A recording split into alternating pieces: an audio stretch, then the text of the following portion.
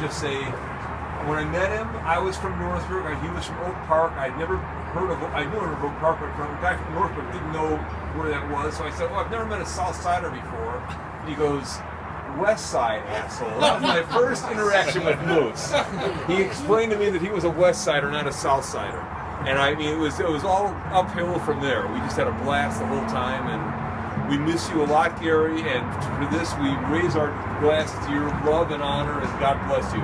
Cheers. Cheers. Cheers. Are we going around the circle? I'll go next. Gary was one of the first guys I met, and I was a day hop at the time, but he introduced me to dorm life. I eventually moved into the dorms with a lot of these guys. And Gary and I made the fateful decision to run for freshman office one another against Greg and Eric West. We got stopped, but I got to meet a lot of guys in the dorm, and it was a lot of fun. So I was just telling the other, what are you guys I was talking about? Gary, I think it was. Moose and I used to get one another back from City View to the dorms on more than one occasion. And the most famous occasion, I guess I was told at the party, we took a shortcut through the cemetery on Victory Parkway, and Moose is singing at the height of his voice, "Hey, hey, holy mackerel, no doubt about it, the socks are on there." Like, yeah, that's the wrong song. But the police came. And so they're panning the graveyards with their lights and their spotlights and everything. We're hiding behind tombstones. And we did make it back that night, but it was a classic night with Moose. Classic night with Moose. They didn't catch you? They didn't catch us. That's good. The tombstone. There are a few big tombstones that we found. Writes down. Senior year, we all lived off campus in these 4-bedroom townhouses. The guys I were with, we fixed up ours like a palatial state. And most of his buddies, whoever lived with him at that time, they just went in, dumped their stuff on the floor, and that was the end of it. Well, he'd come down on a Saturday night, he'd be, as half of us were half shit-faced, he'd pass out on our couch in our den. And those, it's about 1 o'clock, I'm going to bed.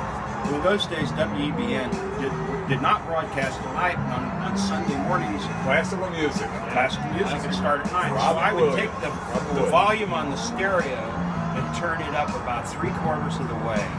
And at 9 o'clock, Frank Wood would go, "Good morning!" And he'd come right off the couch. I just remember when I was saying to John,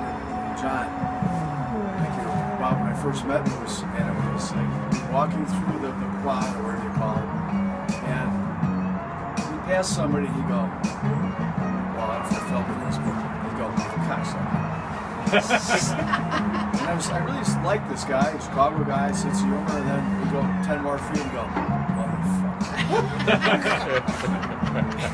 I really hit my doubts about him, but I think, John, you asked, and then he'd be, asshole, and it'd be 40 swears and we went 40 feet.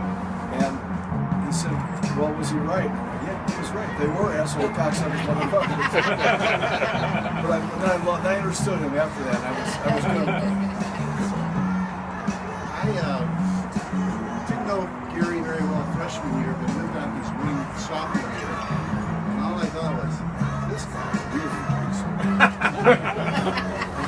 I thought I drank a lot. And Gary, he was every night. And I got to know him a lot better when we got out of school and we were in Chicago. And I remember I went to Twin Acres one night.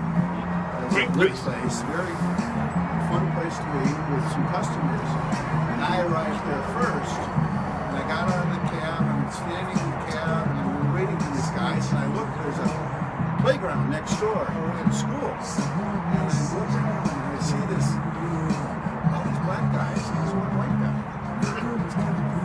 Chubby, headband, and I can see he's being overwhelmed. And oh my God, it's Gary. What's he doing?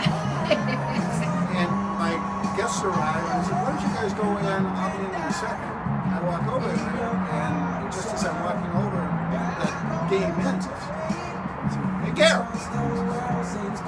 Comes over. I go, "What you doing?" I said, "Trying to teach these kids how the game should be played." And I said, "Well, I saw your last 3 shots." He says, "Yeah, they're off a little." Should I tell these guys what your real game is? I think your ribs are ready. start walking away, and I hear him say to these guys, "Okay, I'm ready for the next one." He loved to play. Oh yeah. That hook shot. He wasn't very good at it. That hook shot. Well, I met Gary through Greg, of course, and one of the things I remember from our wedding is that he gave us a card, and I'll never forget it. Oh yeah. The card was the joy of socks, SOX, and of course that kind of lived. We gave him shit about that till the day he moved on. Yeah, so he gave us the joy of socks, and then I remember him come to the house often, and he would, he knew that I liked pop culture and stuff, and he'd say, "Oh, my sister's going to be on Jerry Seinfeld," or I go, "Really?" And then, he was so proud of her. But we always would talk about what Kathy was up to and what she was doing. But he was just a fun guy, and I always said he was hysterical, and I think he could have been the sidekick to his sister because they were both hysterical. I asked him one time, I said, "How did she get so good?" And she said, "She hung out in the basement with us." Yeah, he was hysterical. But the joy of socks was my card I'll never forget. Yeah.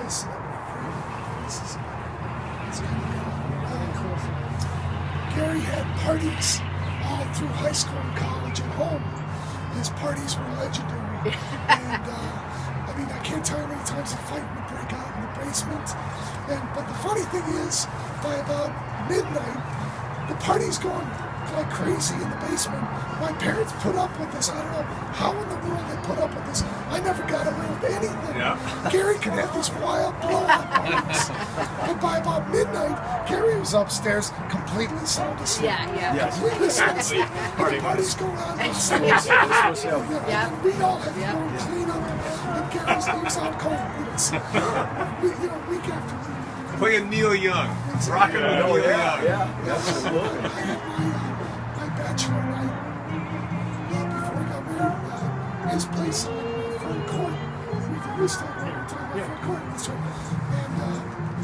And so we had a bunch of bars. And we went back to his place. That's the drunkest I've ever been. The last time I've really been drunk. And so I'm on court. And this friend of mine was there. So when he pulled away, all I could remember was Gary was lying on top of the kitchen table. Gary was lying on top of the kitchen table with the stereo cranked. He had the windows wide open.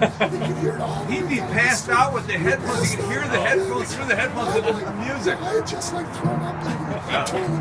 Gary's laying on top of the table with the stereo cranked. Right. Exactly. I was just driving down the street. I'm from Indianapolis, and back then in the 70s, it was India no place. So I always looked up to like Greg and Marty. People from Chicago were big time people, and so Moose was bigger than life. And always loved Moose because he loved Xavier. He loved all things Xavier. He loved Xavier, the students. He loved Xavier basketball, of course. But the biggest thing that I kept in touch with Moose over the years. Our website is Musketeer Madness, and he was in charge of the website. And his thoughts and his words and his comments were always so insightful. They're always real, direct and to the point. But if you read his blogs, you got a good feeling for what the temperature of the team was and that. So I always admired him from that standpoint. And if you're from Chicago, he was. Just a great ambassador for Chicago. You bet. You bet. You think so? The South Sider. Which nobody here will believe. When Gary was a little kid, and I'm 5 years younger, but when Gary was a little kid, he was so shy. At parties, he would literally stay underneath the dining room table the entire time. And all the relatives were like, "Okay, Gary, we're leaving now. Hi, Gary." So I think he grew out of that. I swear to God, until he was like 8, he was like underneath the table the whole time. Why are you telling this now to us? We could have pimped so much right. years, John. He was just making his plans. Yeah, that's right. He's probably looking up women's skirts. That's probably what his role. I got to know Gary through Greg, of course. I haven't gone to school, and for years, and I met Moose at various basketball games and Xavier functions that I would go with as Greg's distinguished guest, and but I really got to know him well, and we became much better friends, really good friends. When I moved into Old Town, I'm a long time Old Town resident at this point. He lived on Fern Court, I lived on Hudson. He literally was outside the back, my alleyway. He was literally directly across, so I mean, he was like living close. So, well, when he was in the neighborhood, we used to get together for a lot of sports, all things sports. And I remember quite a few Saturdays during. Now I think of Moose a lot now during this season because we get together for college games and go to Gamekeepers, which is in the neighborhood. And we have marathon sessions there and talk everything under the sun. Moose like to talk a little bit, and so yeah, we would discuss everything while the games are going on, and sports and politics and anything else you could think of, and it was great, and I miss that, and I will always miss it. It was fantastic. I will never forget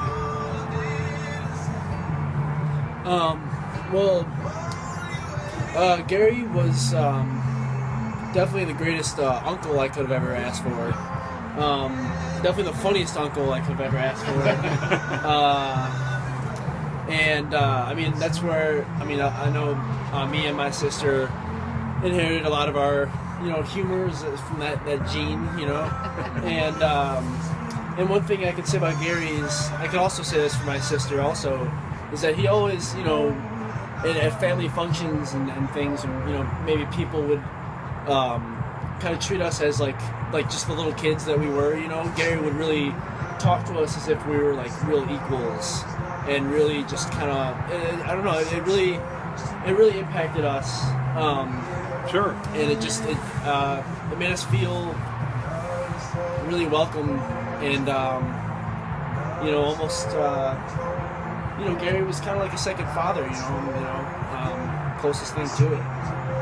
So great guy. Yeah. Good one, John. Yeah. Gary, the first time I met him was in that place across the street from Talladega that we used to do, nightclub kind of place. I guess it doesn't really matter. We were trying to think of the name of that place, right across from the Tally Ho, that bar. Over by Edgewood. Oh, yeah. Well, at any rate, he walks in and he's with Carol Wells, who's from Indianapolis, and I dated her a couple times. He walks in, she had big. And so Gary walks in and he has a fresh. And this is the place that serves food and beer and all that. Greenwich Tavern. Yeah. No, it wasn't. No. There was a Frisch's right down the street. He had gone to Frisch's and he had his bag of burger. Big boys. Big boys. Yeah. And he walks into this place as though he owns it and sits down with this Carol Wells. And you know how Gary was, he was very meticulous with, like, he unfolded the paper, patted it all out, and, I would have been like this if I was eating it, but he was like very, and I go, and I started talking to him, and I go, Carol? He goes, yeah, I want to date her. Oh my God. So, but, to what he said, I think one of the things, my son Matt and Gary, I would call Matt up. And I say, Matt, where are you? You know how it is, you have those kind of, where are you? I'm in my house. We go, where's Matt? He goes, well, I'm up at Gary's. I'm up in Chicago. Him and his girlfriend would go up. And I go, here, Moose is, he goes, yeah. We came up, and, Moose has loaned me his pass to go on the L, to go around, and told me how to get to wherever. And I think what you said, with young kids, old people, he could get that connection. And which is hard for a lot of us too. But he was very, he didn't have a family, so he had that thing that kind of everybody was his kid. Yeah. So and here we are today. Gary's still bringing us. Can I say one, like on a serious note? I'm the oldest of 10, and when Gary left us, all of them, email, call, Marty. We loved Gary He said he was sorry, besides Bill and Gary are their favorite of all my friends. And so every one of them, all my 9 brothers and sisters, emailed me. So now it's your turn, John. Yeah. Okay. Good one, Marty. Well, I think I first met Gary when I came over to his house, his home, his palatial mansion on Fern Court. And, you know, he was super charming, and he had that way of just almost flirting with you and making you feel really special. So, and he was always like that. He was always very affectionate and loving, and we could have a great time joking around,